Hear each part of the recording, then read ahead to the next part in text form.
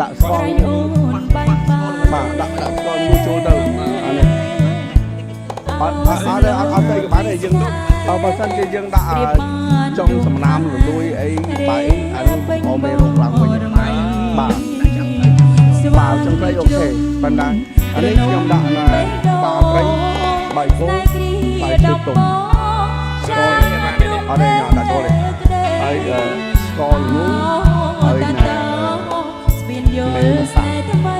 យីអ្នកបានដាក់បាយបាទយើងដាក់យីហើយជាមួយនឹងbaking soda ដើម្បីឲ្យវាស្លាប់លើហើយយីនេះដើម្បីឲ្យវាឆាប់កាត់ឲ្យផុយយីយើងនឹងបាំងទីដូណាខ្ញុំយកមើលពីអាមេរិកឥឡូវកន្លងមកដល់មកប្រើជីដែលយើងធ្វើខ្លួនឯងនេះមកទៀតហើយអានេះខ្ញុំប្រើរងហើយមិនមក200 100%លើវាមកមានតិចជីក្រៅអត់ទេ